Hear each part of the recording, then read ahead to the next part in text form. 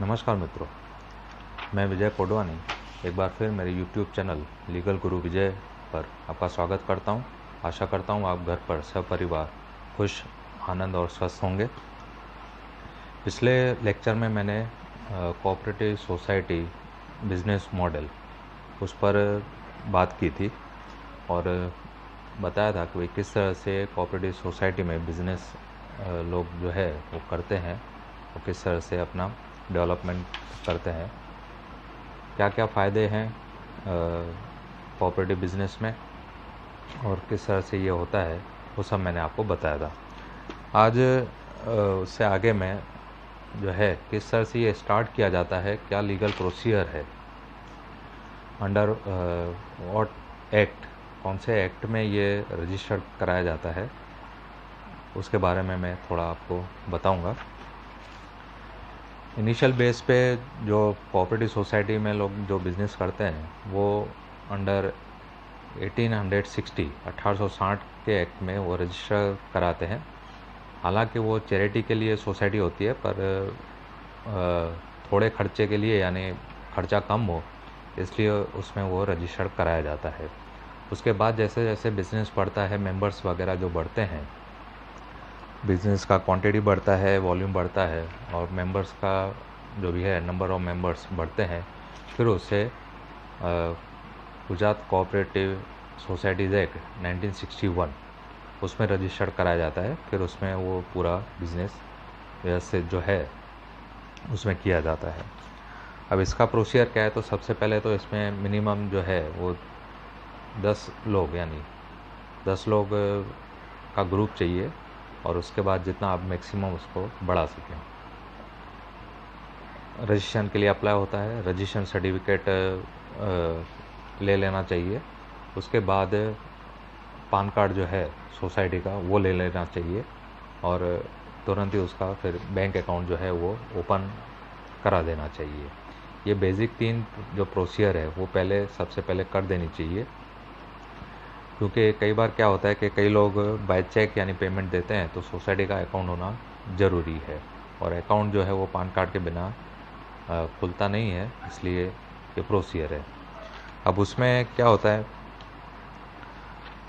कि जैसे ही यानी सोसाइटी रजिस्ट्रेशन और अकाउंट वगैरह खुल जाते हैं, जो मेंबर्स होते हैं उन्हें कोशिश करनी चाहिए कि वो ज़्यादा से ज़्यादा पहले मेंबर्स बनाए उस सोसाइटी में, क्योंकि जितना नंबर ऑफ़ मेंबर्स, क्वांटिटी जितनी ज़्यादा होगी उतना ही वो सोसाइटी को बेनिफिट रहेगा। तो एक ये ऑब्जेक्ट होता है। उसके बाद पहले मैं आपको प्रोसीजर बता देता हूँ भी किस तरह से ये जो है बुक्स अकाउंट वगैरह जो मेंटेन होता है। तो उसके बाद फिर जैसे जैसे मेंबर्स बढ़ते हैं, आपको यानी प्रॉपर उनका रजिस्ट्रेशन जो रजिस्टर्ड बुक जो है उसका मेंटेन करना पड़ता है, उन्हें शेयर सर्टिफिकेट वगैरह जो है वो इशू करना पड़ता है। तो ये सब आप कर दीजिए। फिर जैसे यानी कम से कम 50 मेंबर्स अगर आपके पास हो जाते हैं, फिर आप यानी बिज़नेस पर आइए कि अब आपको क्या बिज़नेस करना है।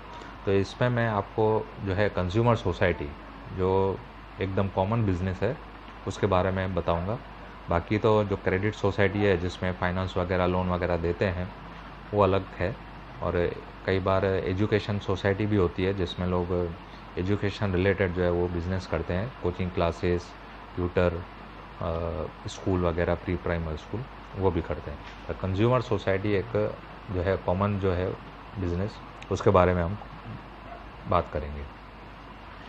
एक बार 50-60 मेंबर हो जाने के बाद फिर आप जो है स्टार्ट बेसिक है बिज़नेस का, वो वीकली, जैसे हफ्ते में एक बार आप क्वांटिटी में जो है सब्जी मंडी जाकर आप सब्जियां खरीद लाइए, जो रेगुलर जो यूज़ होती है मेंबर्स के घर में। तो उससे आप स्टार्ट कर सकते हैं, क्योंकि हफ्ते में एक ही बार टाइम देना है, तो जितने मेंबर्स हैं वो आपस में एक दूसरे से मिलेंगे भी और जो है वो बिज़नेस भी होगा और इनकम भी स्टार्ट होगी सोसाइटी की। उसके लिए आपको छोटा एक जो है प्लेस ऑफ डिस्ट्रीब्यूशन, एक छोटी जगह कहाँ पे हो दोस्तों की या तो किसी की ऑफिस की मेंबर्स में से, उधर भी आप कर सकते हैं। स्टार्ट आप इससे कर सकते हैं। तो ये तो हुआ सब्जियों का। फिर आता है यानी ग्रोसरी। वो लगभग महीने में एक बार जो है वो मेंबर्स वगैरह को ज़रूरत पड़ती है ग्रोसरी की, क्योंकि महीने का लगभग सब 15 दिन महीने का वो भर के रखते हैं। तो पहले तो आप उनसे लिस्ट मंगवा लीजिए कि भाई किसको क्या क्या ज़रूरत है, तो उसके लिस्ट के हिसाब से आप यानी, क्योंकि वो चीज़ें मीन्स है कि आप स्टोर नहीं कर सकते, मीन्स रखने की जगह का प्रॉब्लम होता है, तो आप उनसे लिस्ट मंगवा सकते हैं कि भाई जिसको ये चीज़ें चाहिए वो हमें लिस्ट बना कर दे दें। यानी उसमें चाय, खांड, दाल और जो है गेहूँ, ये जितने भी ग्रोसरी के आइटम है, तेल है, आटा है वगैरह। तो इस तरह से आप फिर मंथली बेस पे आप जा सकते हैं। यानी आपका ये हुआ जो 4 संडे और मंथ में एक बार।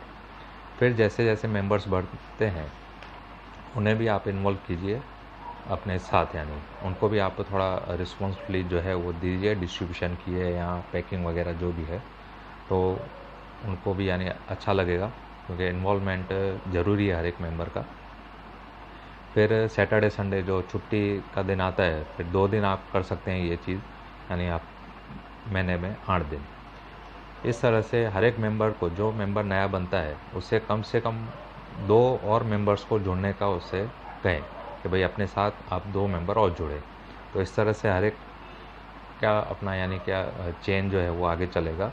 और जिस दिन आपके 150-200 मेंबर्स बन जाते हैं तब आपको एक अच्छा अमाउंट हाथ में होता है और आप अपनी प्रीमाइसेस वगैरह डिस्ट्रीब्यूशन जो है वो सेटअप कर सकते हैं।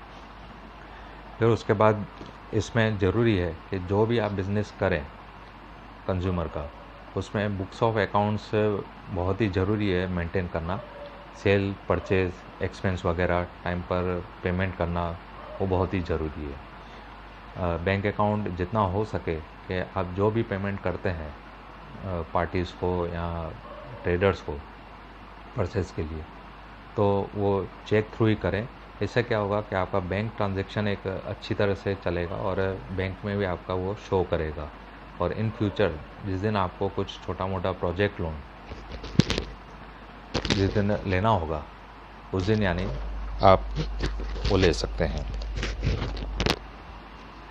उसके बाद जो है जैसे जैसे मेंबर्स आगे बढ़ते हैं, आप प्रीमाइसेस अपना ले लीजिए। एक स्टोरेज जो है अगर हो सके फिर गोडाउन टाइप, तो उसमें क्या है कि आप एक साथ ही क्वांटिटी में, बड़ी क्वांटिटी में माल परचेस करके उधर स्टोर कर सकते हैं। तो इस तरह से भी आप फिर आगे कर सकते हैं। और एक बात कि जैसे बिज़नेस बढ़ता है तो जितना हो सके फिर इसमें सैलरी एम्प्लॉयड जो है, किसी को पगार देकर आप उसको एम्प्लॉय रखें, तो वो आपका फिर रेगुलर यानी सब बुक्स ऑफ अकाउंट है या सेल परचेज है वो आपका ध्यान रखेगा। और फिर धीरे धीरे इसको आप एवरीडे पर ले जा सकते हैं। अब उसमें क्या है कि जिस दिन आपका ये बिज़नेस स्टार्ट होगा उसके बाद जो नॉन मेंबर्स हैं वो भी, उनको भी जैसे जैसे पता चलेगा दूसरे लोगों को भी, तो वो भी आपके वहाँ से फिर परचेज, क्योंकि जहाँ लोग थोड़ा ऐसे भीड़ देखते हैं, ऐसा मेंटालिटी है, लोग वहाँ पे ज़्यादातर खरीदी करते हैं। तो ऐसे देखेंगे कि भाई 100, 150, 200 जने एक जगह से ये परचेस कर रहे हैं, तो पहले तो उन्हें मेंबर बनाइए अगर हो सके तो। अगर नहीं बनते तो वेल एंड गुड, आप उन्हें भी सेल कर सकते हैं, तो वो आपका सोसाइटी का एक्स्ट्रा बेनिफिट रहेगा। तो एक तो ये हो गया। फिर मेंबर्स को इसमें क्या है कि आप जितना हो सके थोड़ा बहुत डिस्काउंट ऑफ़र कीजिए। अलग अलग स्कीम्स है मेंबर्स के लिए, वो आप रखिए, तो मेंबर्स को और ज़्यादा उत्साह रहेगा। उसके रेफरेंस से आने वाले मेंबर्स पर उसे एक्स्ट्रा कुछ डिस्काउंट दीजिए, गिफ्ट वगैरह दीजिए। इस तरह से भी आपका सोसाइटी का बिज़नेस जो है वो बढ़ सकता है। ये तो हुआ डायरेक्ट जो है बेनिफिट की बात, जो आप डायरेक्ट जो माल परचेस करते हैं और सेल करते हैं वो। इनडायरेक्ट में बेनिफिट में क्या है कि सब मेंबर्स के घर में रेगुलर जो है वो एक्वागार्ड वगैरह होता ही है, उसका जो सर्विस रहता है वो 2 महीने, 4 महीने, 6 महीने में रहता है। एसी वगैरह रहता है तो उसका भी सर्विस वगैरह जो 6 महीने 12 महीने में वो रहता है। तो आप सीधा यानी जो है सर्विस प्रोवाइडर से आप बार्गेनिंग करके मेंबर्स के लिए डिस्काउंट रेट पर वो सर्विस आप ले सकते हैं और डायरेक्ट यानी उसको आप पेमेंट मेंबर से आप करा सकते हैं। आपको इसमें बीच में किसी भी तरह का जो है वो कमीशन वगैरह नहीं रखना है इस तरह के ट्रांजैक्शन में, क्योंकि ये बेनिफिट डायरेक्ट जो है वो मेंबर्स को जाना चाहिए। तो मेंबर्स को लगे कि भाई मेरे को भी सोसाइटी में से जो है वो बेनिफिट मिल रहा है। तो इससे क्या होगा कि एक तो आपको मेंबर्स को भी फ़ायदा हुआ कि उसको रीज़नेबल रेट पर जो एक्वागार्ड का सर्विस का 1000 1200 1500 होता है वो शायद आपको 800 में, जो बल्क एक ही साथ आप उसको 40 50 100 कॉन्ट्रैक्ट देंगे तो वो आपको इतने में कर सकता है। तो ये जितने भी इस तरह के बेनिफिट है वो आप डायरेक्ट सीधा जो है वो कस्टमर को मेंबर्स को आप दे सकते हैं। उसके बाद आता है बिज़नेस में जो सीज़नल बिज़नेस जब आता है, जैसे गर्मियों में आम का सीज़न आता है, फिर अब मार्च अप्रैल में जो गेहूं का सीज़न आता है, तो आप बल्क में आप वो परचेज़ कर सकते हैं और डायरेक्ट मेंबर्स को आप सप्लाई कर सकते हैं।